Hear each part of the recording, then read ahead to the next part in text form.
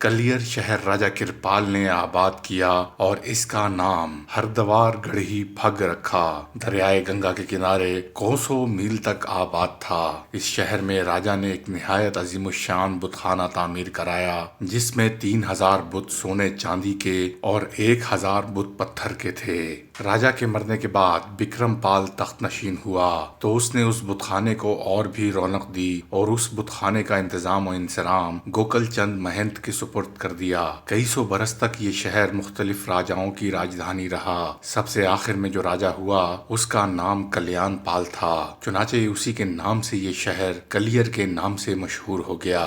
Clear چونکہ ہردوار کا دروازہ تھا، ہندوستان کے ہر علاقے کے زائرین کلیر ہی کے راستے ہردوار جایا کرتے تھے، اس لیے اس شہر اور یہاں کے بت خانے کو زائرین کی نظر میں ایک خاص عزت و شرف حاصل تھا۔ اس مندر میں 33 کروڑ دیوتاؤں کی یادگاریں تھیں، جن پر حیوان تو حیوان، انسان بھی قربان کیے جاتے تھے۔ مہنت کی عیاشی نے دیوتاؤں پر بھی عیاشی کا الزام عائد کر دیا تھا۔ شراب نوشی، قمار بازی کی عادتیں رائج تھیں، دختر کشی، رسم ستی اور تعداد ازدواج عام تھی۔ لوگ خوب دل کھول کر داد و عیش دینا باعث فخر سمجھتے تھے۔ سماجی اور اخلاقی پستی پھیلی ہوئی تھی، انسانی اقدار پامال ہو رہی تھیں اور عام لوگوں میں حیا اور شرم نام کو نہ تھی۔ 604 ہجری میں کمال احمد بغدادی ابدال رحمت اللہ علیہ نے حضرت خواجہ غریب نواز رحمت اللہ علیہ سے عرض کیا کہ میں آج جانب شمال خدمت پر مامور تھا، راہ میں ایک عظیم الشان بت خانہ نظر آیا۔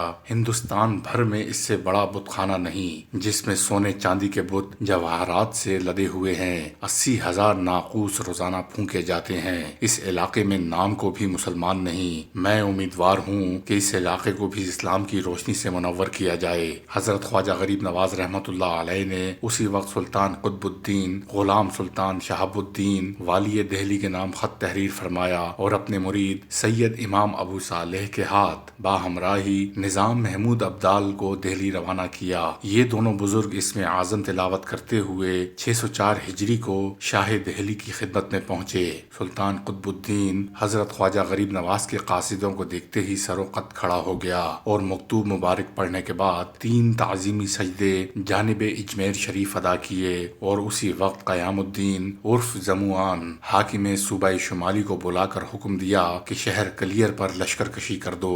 زموان نے عرض کیا کہ فوج کا سپہ سالار کس کو مقرر کیا جائے۔ سلطان قطب الدین نے حضرت سید امام الدین کو فوج کی کمان سپرد کی۔ زموان اسلامی فوج لے کر جانب کلیر روانہ ہوا اور سلطان قطب الدین نے زموان کی تعیناتی اور فوج کی روانگی سے حضرت خواجہ غریب نواز کو اطلاع دی۔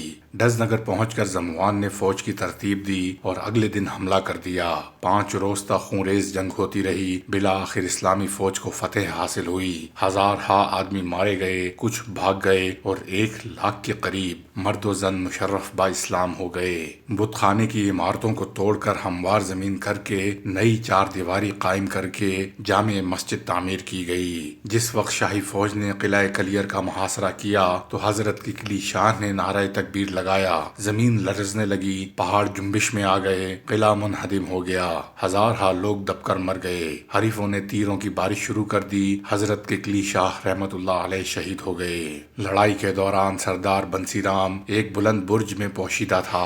اس نے سید امام الدین کو تاک کر تیر مارا جو ان کے دل پر جا کر لگا۔ حضرت امام صاحب تیر کھاتے ہی لا الہ کہہ کر گھوڑے سے گر کر شہید ہو گئے۔ زموان نے بنسی رام کو گرفتار کر کے اپنے ہاتھ سے قتل کر دیا اور حضرت سید امام الدین شہید کو اسی برج میں دفن کر کے مقبرہ بنوا دیا۔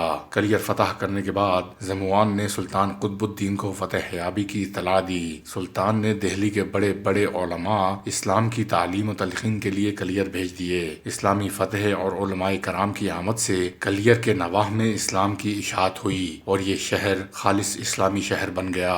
دلی جاتے وقت ہانسی میں قطبی اندامے پر دستخط اور مہر کرانے کے سلسلے میں جو جو واقعات پیش آئے تھے ان کا اثر حضرت مخدوم کے دل پر تھا۔ پاک پتن سے کلیر روانگی کے وقت اگر ضابطۂ مقرر کے تحت حضرت مخدوم صاحب کا ہانسی جا کر شیخ جمال الدین سے ملنا ضروری تھا، مگر چونکہ حضرت بابا صاحب رحمت اللہ علیہ کو اپنے خیال سے مطلع کر چکے تھے، اس لیے آپ باوقت روانگی ہانسی تشریف نہ لے گئے۔ جب حضرت مخدوم صاحب کلیر پہنچ گئے تو کچھ دن کے بعد حضرت شیخ جمال الدین مخدوم صاحب سے ملاقات کے لیے تشریف لائے۔ کلیر میں اگرچہ اسلام پھیل چکا تھا اور زموان اس شہر کا حاکم تھا، وہ اگرچہ بزور شمشیر شہر فتح کر چکا تھا مگر دلوں پر قبضہ نہ کر سکا۔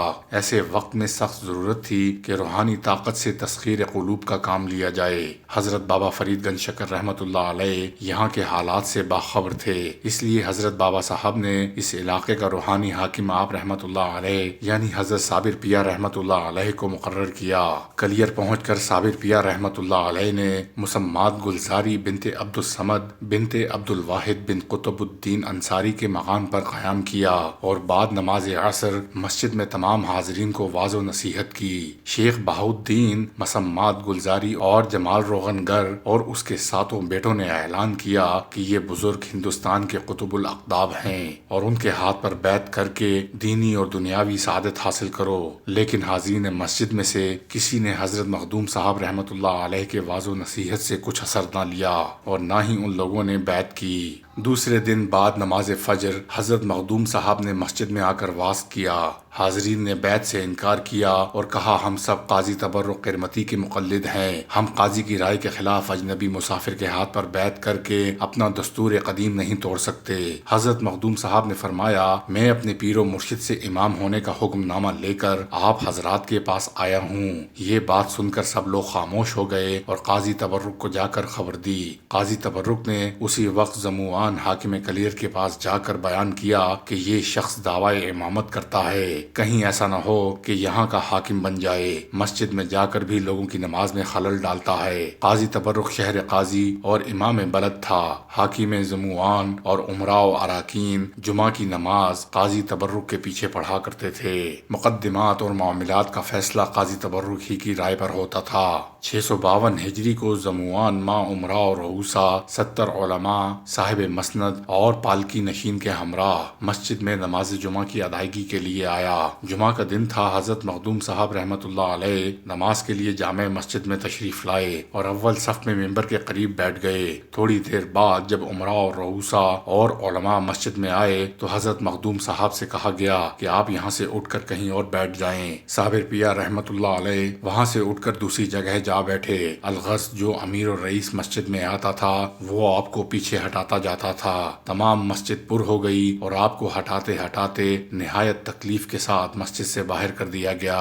بہاؤالدین اور جمال الدین روغن گر نے بلند آواز سے کہا کہ آپ اس شہر کے صاحب ولایت ہیں، آپ کی فرما برداری کلیر کے مسلمانوں پر واجب ہے۔ تمام مسجد میں ایک شور بپا ہو گیا، اگر یہ صاحب ولایت ہیں تو ان کے پاس صاحب ولایت ہونے کی کیا دلیل ہے؟ شور و غوغا فروغ ہونے کے بعد حضرت مخدوم صاحب نے فرمایا کہ میرے پاس میرے پیر و مرشد کا خلافت اور ولایت نامہ ہے۔ یہ سن کر سب لوگ خاموش ہو گئے۔ کلیر کے لوگوں کے ناروا سلوک سے متاثر ہو کر حضرت مخدوم صاحب رحمت اللہ علیہ نے حضرت بابا صاحب رحمت اللہ علیہ کی خدمت میں خط تحریر کیا کہ یہاں تو لوگ مسجد میں نماز پڑھنے کی جگہ بھی نہیں دیتے، جو حکم ہو تعمیل کے لیے حاضر ہوں۔ حضرت بابا صاحب کا جواب موصول ہونے کے بعد حضرت مخدوم صاحب پھر جامع مسجد میں تشریف لے گئے۔ اس مرتبہ بھی اہلیان کلیر نے آپ کے ساتھ وہی سلوک کیا جو پہلے کر چکے تھے۔ صابر پاک رحمت اللہ علیہ مسجد سے باہر آ کر کھڑے ہو گئے۔ اہل مسجد کو ہدایت فرمانے لگے مگر وہ کب ماننے والے تھے۔ نماز کھڑی ہو گئی، لوگ سجدے میں گئے تو آپ نے مسجد سے فرمایا تو بھی سجدہ کر۔ یہ کہتے ہی مسجد فوراً گر پڑی اور تمام کرامتی اور خوارج دب کر مر گئے۔